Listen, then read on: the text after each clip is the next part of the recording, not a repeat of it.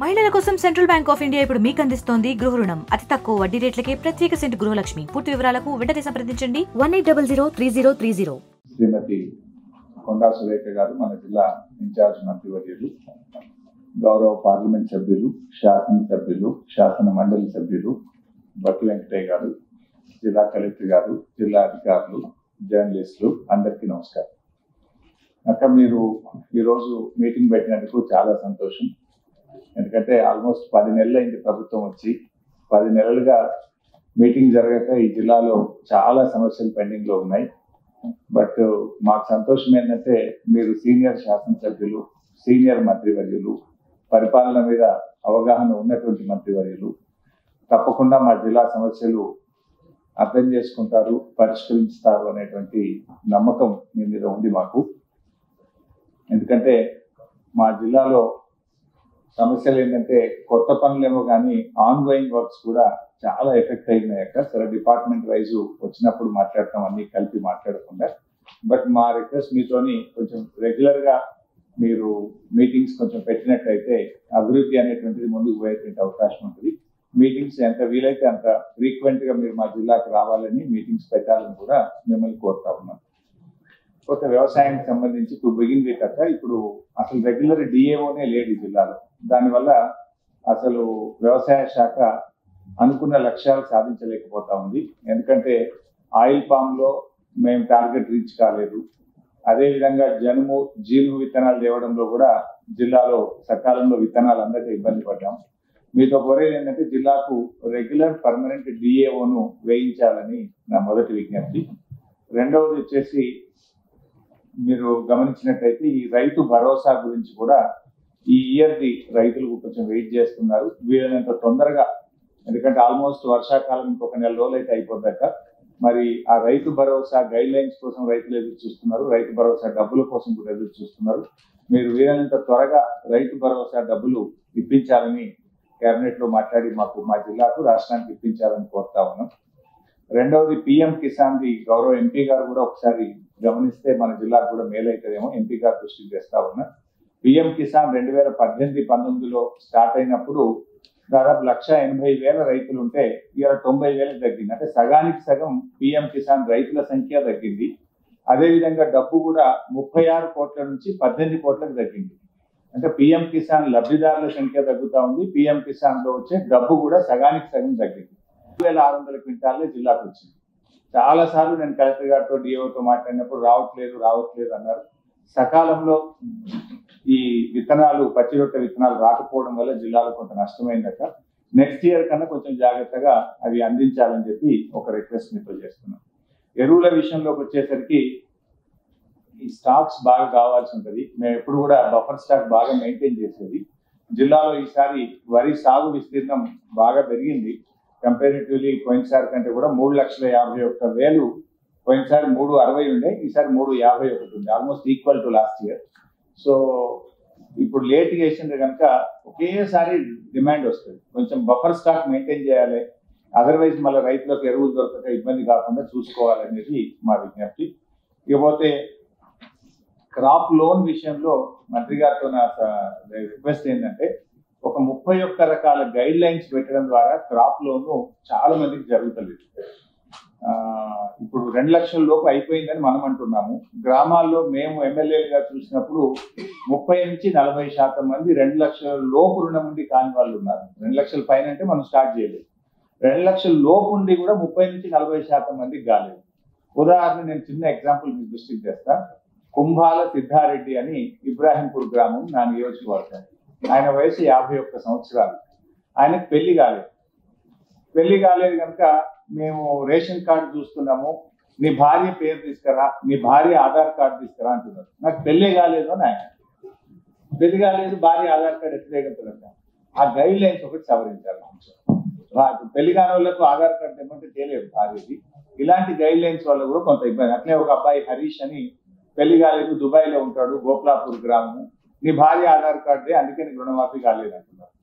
So పెళ్లే కానప్పుడు భార్య Aadhaar card తెచ్చే అవకాశం ఉండదు కనుక ఆ గైడ్ లైన్స్ సవరించాల్సిన అవకాశం ఉంది. అట్లే ఒక ఆమె మనెమ్మ అని నారాయణరావుపేట గ్రామం, 1,30,000 లోన్ ఉంది. భర్త 2010 సంవత్సరంలో చనిపోయాడు. నీ భర్త ఆధార్ కార్డు ఏమంటున్నారు. ఆధార్ కార్డు వ్యవస్థ స్టార్ట్ అయింది 2011లో. అక్కడ 2010లో తన భర్త చనిపోయింది. అప్పటికి ఆధార్ కార్డు వ్యవస్థనే లేదు. నీ భర్త ఆధార్ కార్డు చేయంటే ఆవిడకు ఉండే అవకాశం ఉండదు. అందువల్ల ఇట్లాంటి చిన్న చిన్న ఇబ్బందుల వల్ల కూడా రుణమాఫీ జరుగుతలేదు. ఇవి కూడా ఒకసారి ఆ గైడ్ లైన్స్ సవరింపజేయడానికి మీరు రాష్ట్ర స్థాయిలో మాట్లాడాలని మా విజ్ఞప్తి. అట్లే ఎన్పిఏ కొంతమంది రెన్యువల్ చేసుకోకపోవడం వల్ల జరగకపోవడము, ఇలా చిన్న చిన్న కారణాల వల్ల కూడా జరుగుతలేదు. కొంచెం ఆ గైడ్ లైన్స్ సవరించి, రేషన్ కార్డులో ఒక కార్డులో 2-3కి తండ్రికి లోన్ ఉంది, 2 పిల్లలకు లోన్ ఉంటే అది ఇట్లాంటి విషయాల వల్ల ఉంది. కొంచెం ఈ క్రాప్ లోన్ విషయంలో రైతులు ఆందోళన చెందుతా ఉన్నారు. ఆ గైడ్ లైన్స్ సవరింపజేసి ఆ 2 లక్షల లోపు ఉన్నటువంటి వాళ్ళకి ముందు కంప్లీట్ చేసి 2 లక్షల పైన కూడా ప్రారంభిస్తే బాగుంటుంది. ఆ 2 లక్షల పైన విషయంలో కూడా కన్ఫ్యూజన్ ఉంది. ముఖ్యమంత్రి గారు కట్టమంటే మా జిల్లాలో నాకు తెలిసి సగం మంది కట్టేసింది. ఏది 2 లక్షల పైన ఉన్న డబ్బు కట్టేసింది. కట్టినాక ఇప్పుడు అది రాకపోయే వరకు ఇబ్బంది పడుతున్నారు. సో మరి అది కట్టాలనా వద్దా, కడితే ఎప్పుడు కట్టాలి, కట్టిన వాళ్ళకి ఎప్పటిలోకి ఇస్తారని ఒక క్లారిటీ ప్రభుత్వం నుంచి చేయగలిగితే కొంచెం ఇబ్బంది లేకుండా ఉంటుంది. తర్వాత క్రాప్ డ్యామేజెస్ విషయంలో జిల్లాలో 727 ఎకరాలు మన అకాల వర్షాల వల్ల జరిగింది. హార్టికల్చర్ రిపోర్ట్ ఇందులో పెట్టలేదు, నెక్స్ట్ పేజ్ లో ఉంది, కానీ అందులో కూడా డ్యామేజ్ అయింది. కూరగాయలు, పండ్ల తోటలు అవి కూడా దెబ్బతిన్నాయి. కొంచెం మంత్రి గారితో నా రిక్వెస్ట్ ఏంటంటే ఖమ్మం, మహబూబాద్ లో ఎక్కువ నష్టం జరిగింది. వాటితో పాటు రిలీజ్ చేసేటప్పుడు ఈ జిల్లాలకు కూడా ఇన్పుట్ సబ్సిడీ ఎకరానికి 10,000 ఇస్తామని ప్రభుత్వం ప్రకటించినట్టుగా చూశాము. ఈ జిల్లా కూడా రిలీజ్ చేయించాలని మీ ద్వారా ప్రభుత్వానికి మీకు విజ్ఞప్తి. Thank you. జిల్లాకే అధికారాలు ఇచ్చారు. గతంలో మనము ఆగస్టు నెలలో చేప పిల్లలు వేసేవాళ్ళం. ఇప్పుడు సెప్టెంబర్ నెలాఖరికి వచ్చినా ఇంకా చేప పిల్లలు పట్టలేదు. ఎప్పటి నుంచి చేప పిల్లలు వేస్తారు, తొందరగా వేయాలన్నది నాకు గందరగోళం అవుతుంది. ఈ చిన్న చిన్న జిల్లాకు రమ్మంటే వాళ్ళు రావడం లేదు. స్టేట్ లెవెల్లో పిలిచినప్పుడు ఇంతకుముందు రెస్పాన్స్ వచ్చేది, ఫాస్ట్ గా మనం వేసే అవకాశం ఉండేది. ఈసారి ఎందుకో జిల్లాలకు ఇచ్చినట్టున్నారు, దాంతో అయితలేదు అనేది నాకున్నది. 3 రిజర్వాయర్లు, కొండపోచమ్మ సాగర్, మల్లన్న సాగర్, రంగనాయక సాగర్. అక్కడ ఏంటంటే 2013 భూసేకరణ చట్టంలో ఎవరైతే నిర్వాసితులు ఉన్నారో వాళ్ళని సొసైటీగా చేసి చేపలు పట్టుకునే హక్కు వాళ్ళకి ఇవ్వాలని చట్టంలో చెప్పారు. అయితే రంగనాయక సాగర్ లో అదంతా చేశాము, సొసైటీ కూడా ఫామ్ చేసినాము. వాళ్ళ ఎలక్షన్ జరిపి ఆ కమిటీకి ఆ రిజర్వాయర్ని అప్పచెప్పాల్సి ఉంటుంది. ఈ 3 రిజర్వాయర్లది కూడా ప్రాసెస్ కంప్లీట్ చేసి, ఎందుకంటే నిర్వాసితులకు మనకు 2013 చట్టం చెప్పింది, వాళ్ళకు కొంత నికర ఆదాయం ప్రతి సంవత్సరం వచ్చే అవకాశం ఉంటుంది. దయచేసి 3 రిజర్వాయర్లు అది కంప్లీట్ చేయాలనేది ఒక రిక్వెస్ట్. 4వ రిజర్వాయర్ సగం ఉంటుంది ఈ జిల్లాలో, అన్నపూర్ణ రిజర్వాయర్. అందులో అటు సిరిసిల్ల జిల్లా వాళ్ళు చేశారు. మన జిల్లాలో కూడా భూములు మునిగినే నిర్వాసితులు ఉన్నారు. వీళ్ళని కూడా యాడ్ చేసి ప్రాసెస్ అప్పుడు సగం వరకు పూర్తయింది, మేము చేయించాము. కానీ అది కొంచెం లాస్ట్ లేదా ఆగిపోయింది.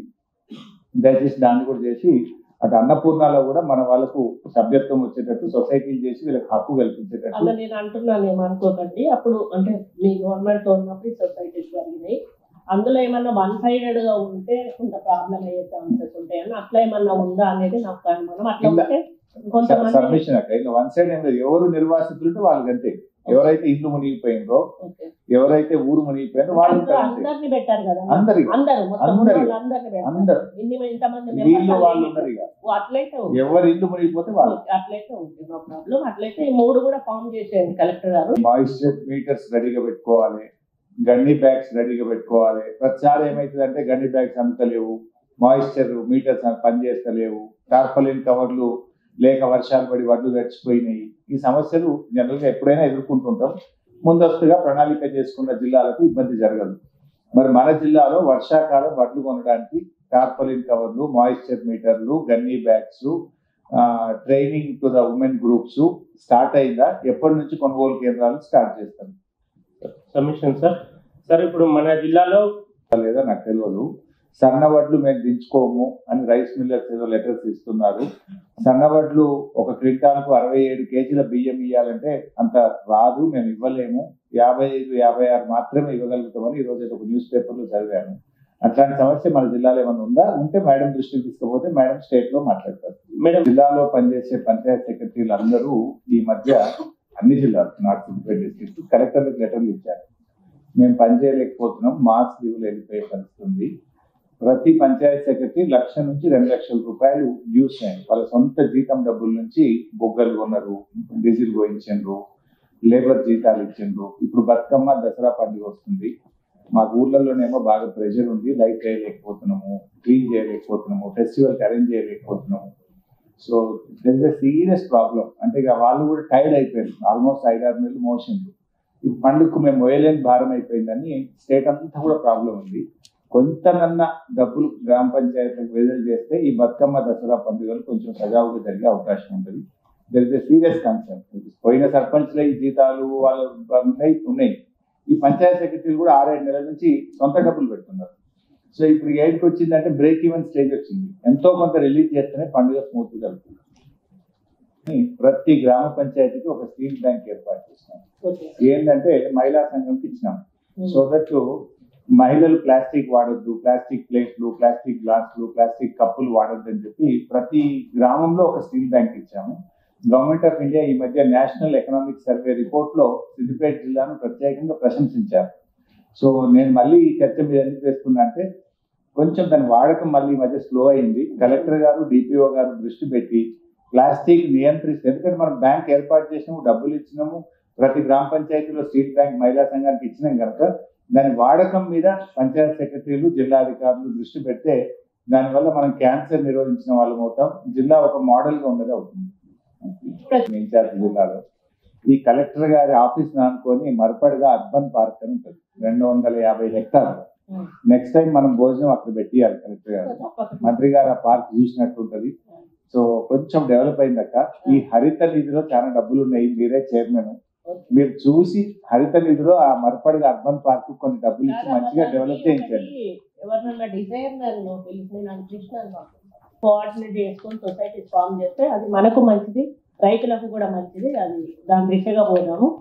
ఎందుకు అంటే వాళ్ళు రైతులు అభివృద్ధి చెందుతున్నారంటే ఎక్కడ కూడా మనం రాజకీయం చేయాల్సిన అవసరం లేదన్నా. అందరం కలిసికట్టుగానే సొసైటీస్ ఫామ్ చేద్దాము.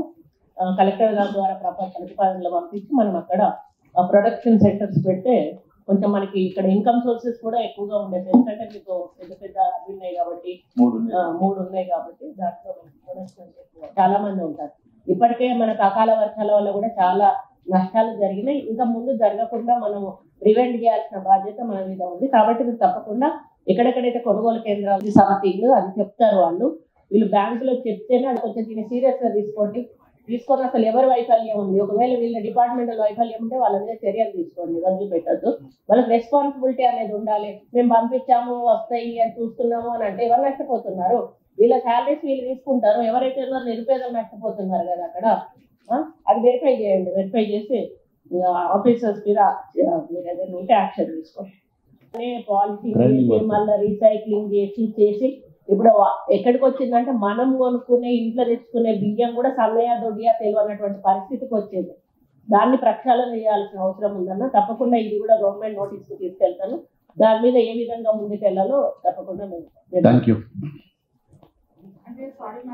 లేదు మీరు 100% మీ దగ్గర లోపం ఉంది, నాకు అర్థమవుతా ఉంది. అందుకే కలెక్టర్ గారితో మీతో రివ్యూ చేసి కలెక్టర్ గారు దాని మీద ఏం యాక్షన్ తీసుకోవాలో తీసుకోండి.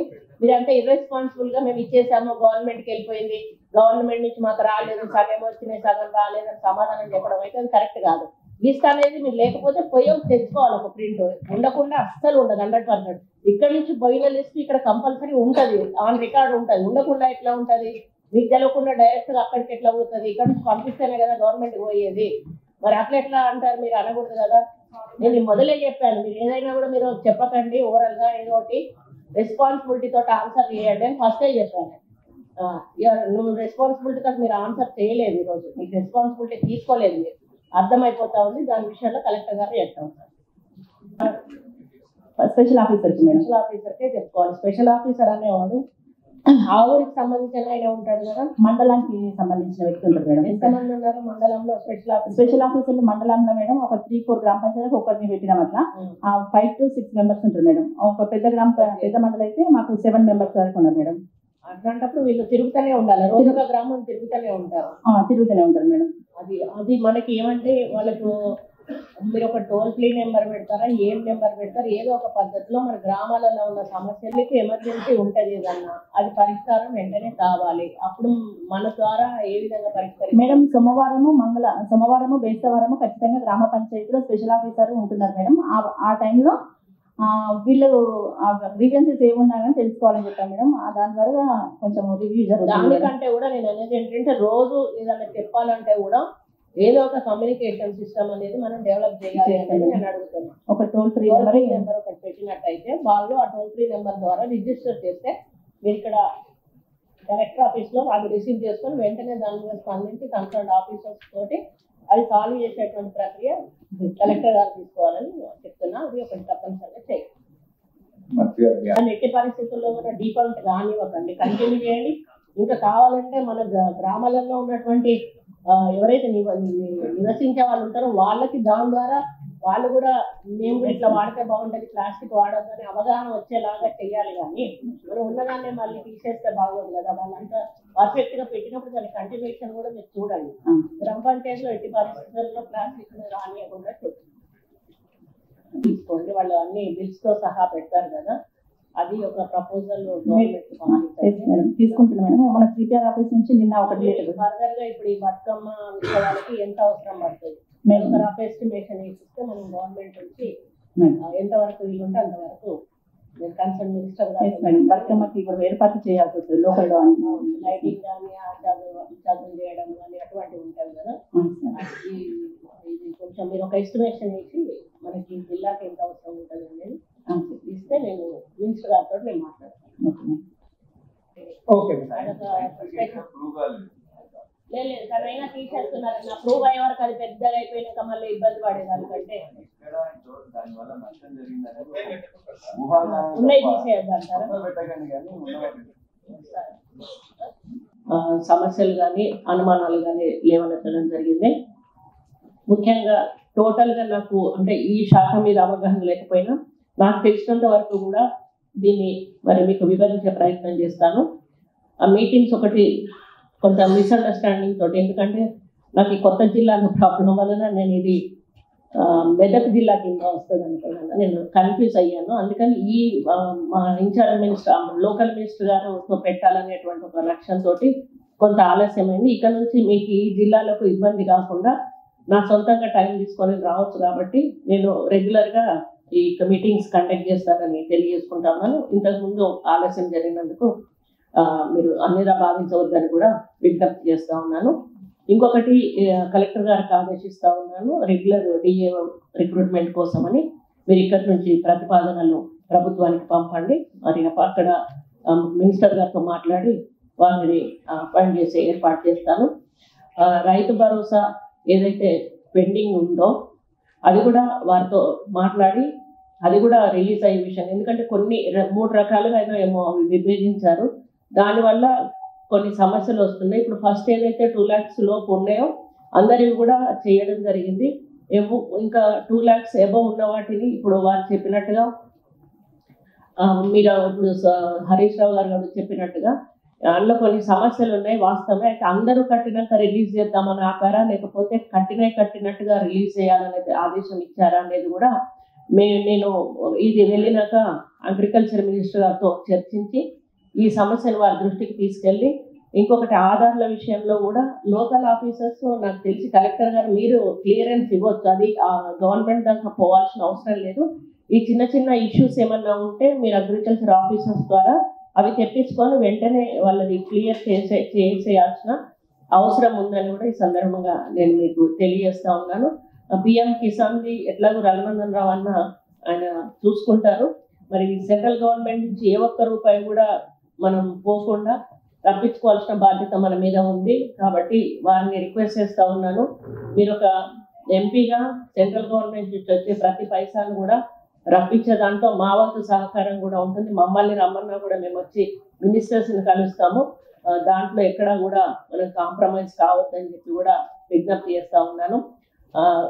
హరీష్ రావు గారు చెప్పినట్టుగా అవి జనుము విత్తనాలు మరి అది ఎందుకు తక్కువ వచ్చాయో, సరైన సమయంలో రాలేదో కన్సర్న్ ఆఫీసర్స్ మరి అది రెస్పాన్సిబిలిటీ, కలెక్టర్ గారు దాని మీద ఎంక్వైరీ జరిపించండి.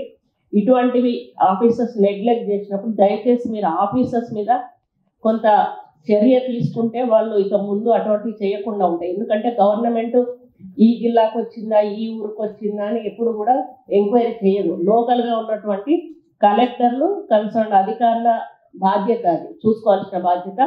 మరి మీరు రివ్యూస్ పెట్టి మీరు ఇవి కరెక్ట్గా వచ్చాయా లేవా, ఎందుకు రాలేదు, గవర్నమెంట్ దగ్గర ఏం ప్రాబ్లం ఉంది, ఎందువల్ల ఆగిపోయింది అనేది మీరు అవి క్లియర్ చేసుకొని తీసుకురావాల్సిన అవసరం ఉంది. ఈసారి కొంతమంది రైతులు నష్టపోయినారని చెప్పారు. ఎందుకంటే రైతులు బతికేదే పంట మీద, వ్యవసాయం మీద. వాళ్ళని ఆ విధంగా ఇబ్బంది పెట్టాల్సిన అవసరం లేదు. కాబట్టి ఇక ముందు ఇటువంటి సంఘటనలు జరగకుండా చూసుకోవాల్సిన బాధ్యత మీ మీద ఉంది. అదేవిధంగా హరీష్ రావు గారు చెప్పినట్టుగా ఎరువుల విషయంలో కూడా మనం బఫర్ స్టాక్ మెయింటైన్ కూడా చేయండి. అది మీకు గోడౌన్స్ కూడా ఉన్నాయి, నో ప్రాబ్లం. ఐ థింక్ అది కూడా తెప్పించుకొని అవసరానికి కొంత మించి పెట్టుకొని ఉంటే, మరి ఈసారి ఎక్కువగా రైతులు ప్యాడీ వైపు వెళ్ళారనేది కూడా మనకు తెలుసు. ఆ ప్యాడీ వాళ్ళు ఏదైతే ఎక్స్పెక్ట్ చేస్తున్నారో అంతకంటే ఎక్కువ మొత్తంలో మనం పంట దిగుబడి వచ్చే విధంగా చూసుకోవాలి అని చెప్పి మరి ఇక్కడ అధికారులతో కోఆర్డినేట్ చేసుకుంటూ, ప్రతినిధులతో, ప్రజాప్రతినిధులతో కూడా కోఆర్డినేట్ చేసుకుంటూ రైతులకు ఎటువంటి ఇబ్బంది, నష్టము కలగకుండా చూసుకోవాల్సిన బాధ్యత తీసుకోవాల్సిందిగా కూడా కలెక్టర్ గారికి మరి తెలియజేస్తా ఉన్నాను. క్రాప్ లోన్ విషయంలో కూడా కొన్ని గైడ్ లైన్స్ వల్ల మరి లోన్స్ రావడం లేదు, కానీ మన హరీష్ రావు గారు చెప్పారు. ఈ విషయం కూడా నేను ఎందుకనంటే ఇక్కడ నాకు డైరెక్షన్ ఇచ్చేటువంటి అధికారం లేదు, తెలుసన్నా మీకు. నేను కన్సర్న్ మినిస్టర్ని కాదు కాబట్టి ఇది తుమ్మల నాగేశ్వరరావు గారితో మాట్లాడి ఈ ప్రాబ్లమ్స్ అన్ని కూడా వారి దృష్టికి తీసుకెళ్ళి ఇందులో ఎంతవరకు వీలుంటే అంతవరకు కూడా ప్రభుత్వం నుంచి నిర్ణయాలు తీసుకునే విధంగా నేను కోఆపరేట్ చేస్తానని కూడా తెలియజేస్తా ఉన్నాను. ఇప్పుడు 2 లక్షల పైన ఉన్న లోన్ వేవర్స్ గురించి కూడా చెప్పాను. అది కూడా నేను వారితో మాట్లాడి ఎవరైతే అమౌంట్ కట్టారో వెంటనే వాళ్ళ లోన్ వేవ్ అయ్యే విధంగా మరి ఒక ఆర్డర్స్ ఇష్యూ చేయమని కూడా నేను వారి నోటీస్కి నేను తీసుకెళ్తానని కూడా తెలియజేస్తా ఉన్నాను. క్రాప్ డ్యామేజెస్ కూడా అయిన దానికి ప్రభుత్వం ప్రకటించింది. అది కూడా త్వరలోనే విడుదల చేయాలని చెప్పి వారిని కోరి మరి త్వరలోనే విడుదల చేయించే కార్యక్రమం కూడా చేస్తానని తెలియజేస్తా ఉన్నాను. పల్లా రాజేశ్వర రెడ్డి గారు చెప్పినట్టుగా అది ఇప్పుడు 2 lakhs ప్లేస్ వాళ్ళది, అది ఎట్లాగో నేను మాట్లాడతానని చెప్పాను. రైతు బీమా పేమెంట్ విషయంలో అమ్మ కొంచెం కలెక్టర్ గారు మీరు మరి ఆఫీసర్స్ కలిసి తప్పనిసరిగా అందరికీ కూడా ప్రతి ఒక్క రైతు కూడా రైతు బీమా ఇంప్లిమెంట్ అయ్యే విధంగా ఎవరివైతే పేమెంట్స్ పెండింగ్ ఉన్నా కూడా గవర్నమెంట్ సైడ్ నుంచి అవి ఇన్సూరెన్స్ పేమెంట్ చేపించి 100% కూడా ఈ రైతు బీమా పరిధిలోకి రైతులను తీసుకురావాలని చెప్పి మిమ్మల్ని ఆదేశిస్తా ఉన్నాను. అదేవిధంగా క్రాప్ ఇన్సూరెన్స్లో కూడా ఫసల్ బీమా యోజన దాని మీద మరి రఘునందన్ రావు గారు కొంచెం శ్రద్ధ చూపించండి. మీ ఎంపీ స్థాయిలో మీరు ఏం చేయగలుగుతారో అది చేసి మరి అది కరెక్ట్గా రైతులకి అందే విధంగా ఇక్కడ కూడా మరి మిస్యూజ్ కాకుండా అది ఎట్లా చేయాలనేది దయచేసి మీరు అది కూడా పరిశీలిస్తే బాగుంటుంది అనేది నా యొక్క అభిప్రాయం. రఘునందన్ రావు గారు చెప్పినట్టు పనిముట్లు అనేది, వ్యవసాయ పనిముట్లు అనేటివి చాలా ఇంపార్టెంట్ కలెక్టర్ గారు. ఆ పనిముట్లు ఇప్పుడు ఏదైతే వాటి కోసం వచ్చిన ఫండ్ను ఎటు డైవర్ట్ చేయకండి దయచేసి. అర్హులైన వాళ్ళకి, నిరుపేదలకి మరి ఏదైతే ఉందో 5 సంవత్సరాల నుంచి అందలేదు, మరి వాళ్ళు పైసలు పెట్టి ట్రాక్టర్లు అవ్వో ఇవ్వో పెట్టుకోలేనటువంటి పరిస్థితిలో ఉంటారు. కాబట్టి అటువంటి వాళ్ళకి ఈ పనిముట్లు వెంటనే అందే విధంగా ఆ వచ్చిన డబ్బులు ఎట్లా వచ్చాయి, గతంలో ఎట్లా ఇచ్చేవాళ్ళు మాత్రం ప్లాంటేషన్ చేయాలి. ఓకే, చిన్న సబ్మిషన్ అక్క. బయట కోతులను ఎట్లాగో లోపలికి పంపలేము, లోపల కోతులు బయటకు రాకుండా మెయింటైన్ చేయడానికి నేను ఫ్రూట్ బేరింగ్ ట్రీస్ పెట్టమని చెప్పానన్న. బయట ఉన్న కోతులకు కూడా నేను ఏమన్నానంటే అవెన్యూ ప్లాంటేషన్ కానీ మన రోడ్ సైడ్ ఏది చేసినా కూడా మీడియం ప్లాంటేషన్ కానీ చాలా వరకు మా సైడ్కు ఉన్నటువంటి అవెన్యూ ప్లాంటేషన్లో కూడా పండ్ల చెట్లు పెట్టే కార్యక్రమం కొన్ని చేయండి అని చెప్తున్నాను. అటువంటి అప్పుడు ఊళ్ళో వెళ్ళే కంటే బయట పండ్లు తిని ఉండేటువంటి అవకాశం ఉంటుందని చెప్పాను. మీరు ఏవైతే చెప్పారో ఆ విత్తనాల కొరత ఉంది అని అంటే తప్పకుండా నెక్స్ట్ ఇయర్ ఒక సంవత్సరం మొత్తం ఈ ఫ్రూట్స్ మీదనే మనం కాన్సన్ట్రేషన్ బాగా అంటే అవి చూస్తుంటే చాలా బాగా అనిపించింది అక్క. మొత్తం ఒక విలేజ్ లో దయచేసి మీరు ఇట్లాంటివి ఉన్నప్పుడు కోఆర్డినేట్ చేసుకోండి. ఎలక్ట్రిసిటీ కానీ, ఫారెస్ట్ కానీ, పంచాయతీ రాజ్ కానీ, R&B కానీ, మీరు ఏదైనా చేసేటప్పుడు దానికి సంబంధించినటువంటి అధికారులను అందరినీ కూడా కోఆర్డినేట్ చేసుకొని చేయండి. చేసినాక మళ్ళీ దాన్ని తవ్వడము, మళ్ళీ వేయడం, మళ్ళీ తీయడము, మళ్ళీ పెట్టడము, దీనివల్ల ప్రభుత్వ ధనం దుర్వినియోగం అవడమే కాకుండా ప్రకృతికి కూడా నష్టం జరుగుతూ ఉంది. ఇప్పుడు చెట్లు మనం పెంచాలంటే ఎంత కష్టం అవుతుందో మనకు తెలుసు. కొట్టేయడం 1 నిమిషం పని, దానివల్ల మనకు వాతావరణ కాలుష్యం పెరిగిపోతుంది.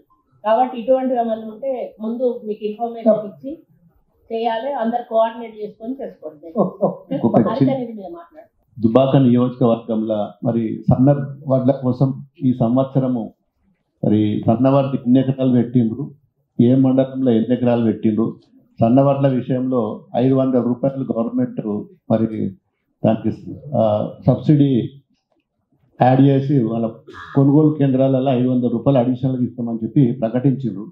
మరి సన్న వడ్లు పెట్టిన లెక్కలు మరి డిపార్ట్మెంట్లో ఉన్నాయా లేదా, అది ఎట్లా కాలిక్యులేషన్ చేస్తున్నారు, ఎన్ని ఎకరాలు పెట్టిండ్రు, ఏ మండలంలో ఎంత పెట్టింది అన్నది కొద్దిగా క్లారిటీ లేక మరి రేపు దాని బడ్జెట్ ఎంత అవుతున్నది, మరి సన్న వడ్లకి ఇస్తారా దొడ్లు వడ్లకి ఇస్తారా, 500 రూపాయల సపోర్ట్ ప్రైస్ దాని విషయంలో మరి క్లారిటీ ఇవ్వాలని చెప్పి అగ్రికల్చర్ అధికారిని నేను కోరుకుంటూ థ్యాంక్ యూ. సార్ మేము రేషన్ కార్డులు ఉంటే మరి 1,62,000 మందికి డిస్ట్రిబ్యూట్ అయినట్టు మీరు చెప్తుండ్రు. మరి మేము ఊళ్ళల్లో పోయినప్పుడు చాలా మంది సిలిండర్ రాలేదని చెప్పి రిక్వెస్ట్ చేస్తున్నారు. ప్రాబ్లం ఏంటి అంటే దానికి మనము చెప్పండి. అది పోతే సన్న బియ్యం అని పంపిస్తుంది కానీ ఆ క్వాలిటీ వస్తలేదు, రైస్ మెత్తగా గడలు గడలు. ప్రాబ్లం వచ్చిందంటే అన్న ఇప్పుడు రోడ్ల పొంటి బాగా బుషెస్ పెరుగుతుంది. పంచాయతీ రోడ్స్ కానీ మన గ్రామాలలో కానీ కొత్త రకమైన ఒకటి ఏంటది అది చెట్లు కాదు, గడ్డి మొలిసే ప్లేస్ లో మొత్తం నిండిపోయింది. ఎక్కడ కూడా ఏ జాగ్రత్త ఖాళీ ఉంటే కూడా ఆ చెట్లు మొలుస్తున్నాయి. పశువులకు మేతకు కూడా కరువయ్యేటట్టు పరిస్థితి ఉందా. ఏదో కొత్త వయ్యారి బామ అట్లాంటిది ఏదో. ఇప్పుడు మీ ఈజీఎస్ లా ఈ టైంలో కట్ చేస్తే మళ్ళీ విత్తనం రాదు. అది కొద్దిగా లేట్ అయితే ఏమైందంటే మళ్ళీ కాయ కాసి మళ్ళీ విత్తనం వస్తుంది. ఈజీఎస్ లేబర్లు పూర్తి స్థాయిలో రోడ్ల మీద కానీ లోపల కానీ దానికోసం ప్రత్యేకంగా కేటాయించి ఆ చెట్లను కట్ చేపింది. చాలా లాభం జరుగుతుంది. మేకలకు, గొర్రెలకు, పశువులకు కూడా మేత లేకుండా అవుతుంది. మన ఫారెస్ట్ లో కూడా అది వ్యాపించిపోయింది. అదొకటి చాలా సీరియస్. అది చాలా సీరియస్. వయ్యారి బామని కట్ చేయాలి. లేట్ అయితే ఏమైందంటే మళ్ళీ కాయలు వస్తుంది. కూడా చెప్పిన నేను ఇంతకుముందు సెంట్రల్ ఫారెస్ట్ కమిటీ మీటింగ్లో స్టాండింగ్ కమిటీలో కూడా నెంబర్ ఉన్నప్పుడు వేరే రాష్ట్రాల్లో కూడా మన దగ్గర ఇంతకుముందు ఇప్ప చెట్టు ఉంటుండే, మొర్రి, మళ్ళా పాలగొడిసె, కోలముక్క, బూరుగు ఇవన్నీ ఫారెస్ట్ ఉంటుండే గతంలో. ఇప్పుడు కోతులకు అన్ని ఫ్రూట్స్ వస్తుండే. అది చాలా మీటింగ్లలో ఎన్నోసార్లు చెప్పినా సీడ్స్ దొరకలేవు. సీడ్స్ తెప్పించి మీరు నర్సరీ మీరు మంత్రి ఉన్నప్పుడు అది చాలా బాగుంటుంది, వాటిని డెవలప్ చేయమని చెప్తున్నాం, ప్రతిసారి చెప్తున్నాం. కానీ అది దాని మీద కాన్సన్ట్రేషన్ ఎవరు చేస్తారు. ఇప్పుడు మంత్రి గారు ఉన్నారు కాబట్టి వారి దృష్టికి తీసుకెళ్తున్నా. మీరు కూడా స్టేట్ మీటింగ్ పెట్టినప్పుడు ఈ విషయం ఒకసారి గతంలో ఒక 40-50 సంవత్సరాల క్రితం ఉన్న చెట్లన్నీ కనుమరుగైపోయింది. కానీ ఇతర వ్యవసాయ పనిముట్ల విషయంలో కానీ ఒక 5 సంవత్సరాలు రైతులకు అందాల్సినటువంటి వ్యవసాయ పనిముట్లు అందలేకపోయినాయి. ఆ నిధులని ఆ వ్యవసాయ పనిముట్లకి ఇచ్చి ట్రాక్టర్లు ఇతరత్ర ఎక్విప్మెంట్స్ కొనుక్కోవడానికి ఆ నిధుల్ని మాత్రం దయచేసి రాష్ట్ర ప్రభుత్వం ఇతర ఖాతాలకు మళ్లించకుండా నేరుగా రైతులకు ఇచ్చే రీతిలో చూడాలనేది ఒకటి రైతుల నుంచి వస్తున్నటువంటి అప్పీల్. గతంలో చాలా మంది రైతులు ట్రాక్టర్లు వచ్చేది, ఇప్పుడు ట్రాక్టర్స్ రావట్లేదు, వ్యవసాయ పనిముట్లు రావట్లేదు అనేది ఒక డిమాండ్ ఉంది. ఈ నిధులను మాత్రం నేరుగా వచ్చేలా చూడాలనేది మీ ద్వారా రాష్ట్ర ప్రభుత్వానికి ఒక విజ్ఞప్తి. ఎమ్మెల్యే గారు సూచించిన ఈ పిఎం కిసాన్ సమ్మాన్ నిధికి సంబంధించి డిఓ గారు పూర్తి డీటెయిల్స్ ఇస్తే ఫార్మర్ సంఖ్య 1,77,000 నుంచి 95,000కి ఎందుకు తగ్గింది, రీజన్స్ అంటే ఫార్మర్స్ ఏమైనా ఎక్సీడ్ అయినారా, ల్యాండ్ అమ్ముకున్నారా, లేదా ఇతర కారణాల వల్ల వాళ్ళకి రావట్లేదా. If you give me detail report of PM Kisan Samman Nidhi, why the farmers number has been reduced from 1,77,000 to 95,000 అనేది ఇస్తే డీటెయిల్ గా definitely I will discuss with the central agriculture minister and I try to do something for this district. Thank you. గౌరవ మంత్రి నుంచి supply, Mancherial నుంచి supply, Warangal నుంచి supply బదులు ఈ 3 రిజర్వాయర్ల దగ్గర మత్స్యకారులను ఎంకరేజ్ చేసి ప్రొడక్షన్ సెంటర్స్ పెడితే అట్లీస్ట్ ఈ ఇయర్ ఎట్లాగో నష్టపోయింది. దాదాపు ఒక 1 month ఆలస్యమైంది. వాళ్ళు టెండర్లు ఓపెన్ చేసి వచ్చేసరికి దసరా అయిపోతుంది. అట్లీస్ట్ నెక్స్ట్ సరైన June 1st ఇచ్చేలాగా ఈ 3 రిజర్వాయర్స్ దగ్గర సొసైటీస్, ఫిషరీస్ సొసైటీస్ రిజిస్ట్రేషన్ విషయంలో కొంత గందరగోళం ఉంది. వీటిని ఎంకరేజ్ చేసి అక్కడే ప్రొడక్షన్ చేస్తే రిజిస్ట్రేషన్ విషయంలో గందరగోళం ఉన్నా కూడా మనం మీరు ఫార్మర్స్ మొత్తం వ్యవసాయ భూముల్ని మల్లెని సాగు వదిలేస్తున్నారు. ఓన్లీ ఇండ్లు మాత్రమే ఉన్నాయి. ఊరు మొత్తంలో 50 ఎకరాలు మాత్రమే వ్యవసాయ భూమి మిగిలింది. కాబట్టి హరీష్ గారు చెప్పినట్టు మీరు నిర్వాసితులకు మాత్రమే మెంబర్షిప్ ఇస్తే తుక్కాపూర్ నష్టపోతుంది. కాబట్టి take it as a special case. Tukkapur అనే విలేజ్ ని ఆ ఊర్లో ఉన్న మొత్తం వ్యవసాయ భూములు మల్లెని సాగు కోసం ఇచ్చేసినారు. కేవలం ఇండ్లు 50 ఎకరాలు మాత్రమే మిగిలి ఉన్నాయి. అందుకని దయచేసి ఈ సొసైటీలో తుక్కాపూర్ వాళ్ళకు కూడా సభ్యత్వం ఇవ్వాలి. ఎందుకంటే టోటల్ అగ్రికల్చర్ ల్యాండ్ వాళ్ళు కట్టం చూసుకుంటూ ఊరు కనబడతా ఉంది. కాబట్టి వాళ్ళని కూడా దాంట్లో సభ్యులు చేస్తే కొంత బాగుంటుంది అనేది నా ఒక సూచన. నో ప్రాబ్లం చేయండి, ఎందుకంటే ల్యాండ్ ఇస్తేనే కదా అక్కడ మన ప్రాజెక్ట్ వచ్చింది. Major issue in almost all municipalities and the state also. So దీనికి 1-2 చోట్ల ప్రయోగాత్మకంగా ప్లాస్టిక్ నుంచి డీజిల్ తయారు చేసేటువంటి యూనిట్స్ ఎస్టాబ్లిష్ చేస్తా ఉన్నారు. నేను మన జిల్లా కలెక్టర్ గారితో మాట్లాడి ఒక కొత్త గ్రూప్ వాళ్ళు ఒక యూనిట్ స్టార్ట్ చేయడానికి ముందుకు వస్తే జిల్లా కలెక్టర్ గారి దగ్గరికి పంపించాను. గుంటూరులో ప్రస్తుతం ఒక యూనిట్ రన్ అవుతుంది. దాన్ని చూసి అట్లాంటి ఒక యూనిట్ కి సిద్దిపేటకి ఒక డంపింగ్ యార్డ్ ఉంది. రోజు కొన్ని 100 టన్నుల ప్లాస్టిక్ వస్తా ఉంది. వీటిని అంతా సెపరేట్ చేసి మున్సిపాలిటీ నుంచి వచ్చిన చెత్తల నుంచి సెపరేట్ చేసి ఈ డీజిల్ యూనిట్ ని ప్లాస్టిక్ నుంచి డీజిల్ తయారు చేసేటువంటి యూనిట్ కి ఒక 3 ఎకరాలు అలొకేట్ చేయమని కలెక్టర్ గారు చెప్పాను. కొంచెం మీరు ఇది ఎక్స్పెక్టేట్ చేయడంతో పాటు మీ వరంగల్, కరీంనగర్ లాంటి మేజర్ మున్సిపాలిటీలో కూడా ప్లాస్టిక్ నుంచి డీజిల్ తయారు చేసేటువంటి యూనిట్స్ ని ఎంకరేజ్ చేస్తే పొల్యూషన్ కొంచెం తగ్గుతుంది. ప్లాస్టిక్ వేస్టేజ్ ని కొంచెం జనాలకి ఇబ్బంది లేకుండా చేయొచ్చు అనేది ఒక సూచన. దీనికి సంబంధించి ముందు సిద్దిపేట జిల్లా నుంచి స్టార్ట్ చేస్తే బాగుంటుంది అనేది నేను. మరిన్ని వీడియోస్ కోసం ఛానల్ ని సబ్స్క్రైబ్ చేయండి. లేటెస్ట్ అప్డేట్స్ కోసం వాట్సాప్ ఛానల్ ని ఫాలో చేయండి. అండ్ లింక్ డిస్క్రిప్షన్ లో ఉంది.